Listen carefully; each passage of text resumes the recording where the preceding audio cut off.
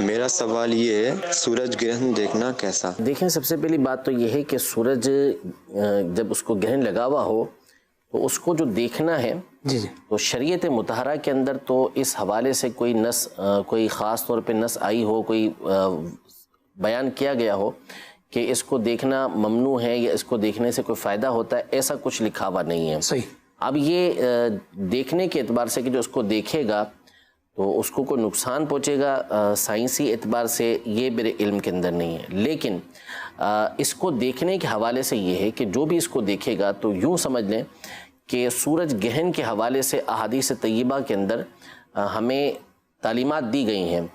ہوا یہ کہ نبی کریم صلی اللہ تعالیٰ علیہ وآلہ وسلم کے شہزادے حضرت سیدنا ابراہیم رضی اللہ تعالیٰ عنہ، ان کا وصال ہوا، انتقال ہوا، تو اسی دن جو ہے وہ سورج کو گہن بھی لگ گیا۔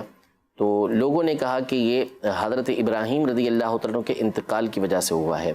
تو نبی کریم صلی اللہ تعالیٰ علیہ وآلہ وسلم نے اس وہم کی تردید کی اور فرمایا کہ یہ کسی کی موت کی وجہ سے اس طرح نہیں ہوتا، سورج کو گہن کسی کے موت کی وجہ سے نہیں لگتا، بلکہ یہ سورج گہن، چاند گہن، یہ اللہ تبارک و تعالیٰ کی نشانیوں میں سے نشانیاں ہیں جن کے ذریعے وہ اپنے بندوں کو ڈراتا ہے، یعنی اپنے عذاب کے بارے میں ایک طرح سے نشانی ہمیں بتاتا ہے کہ اللہ تبارک و تعالیٰ یہ عظیم قدرت والا ہے۔ سورج جس کی لمبائی، چوڑائی اور جس کا جو حجم ہے وہ ہمارے سامنے ہے کہ ہماری زمین سے یہ سینکڑوں گنا بڑا ہے، لیکن اللہ تبارک و تعالیٰ کی قدرت کے اس کے اوپر بھی گہن لگ جاتا ہے۔ تو اللہ تعالیٰ جو چاہے کر سکتا ہے، وہ ہر چاہے کے اوپر قادر ہے۔ تو یہ اس کے ذریعے سے ہمیں ڈرایا گیا کہ ہمیں ڈرنا چاہیے، اللہ تبارک و تعالیٰ کی طرف رجوع کرنا چاہیے۔ یہ اصل مقصد ہوتا ہے کہ جب سورج گہن لگے تو بندہ اللہ تبارک و تعالیٰ کی بارگاہ میں حاضر ہو کے گڑ گڑائے۔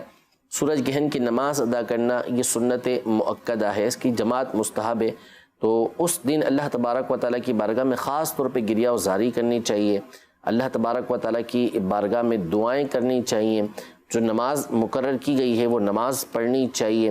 اصل میں ہمارے یہاں بہت ساری چیزیں ہیں کہ وہ اپنے مقصد سے ہٹا دی جاتی ہیں۔ اصل یہ تھا کہ جب اس طرح کے معاملات پیش آئیں تو بندہ اس سے عبرت حاصل کرے۔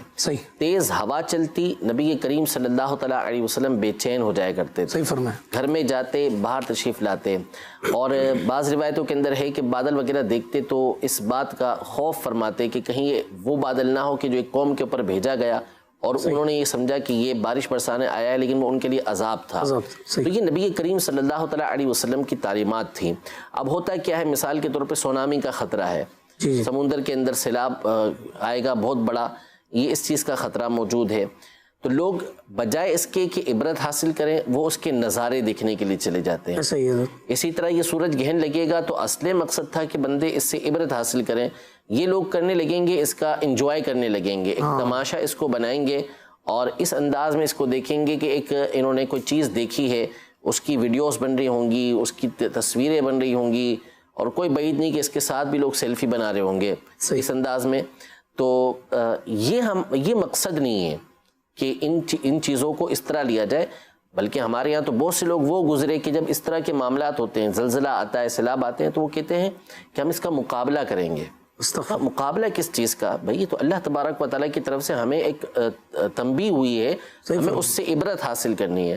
ہاں، مدد کرنا اپنے ساتھیوں کی، اپنے مسلمان بھائیوں کی اچھی بات ہے، وہ ہم نے کرنی ہے، لیکن ان چیزوں کا مقابلہ نہیں ہے، بلکہ ان سے ہم نے عبرت حاصل کرنی ہے۔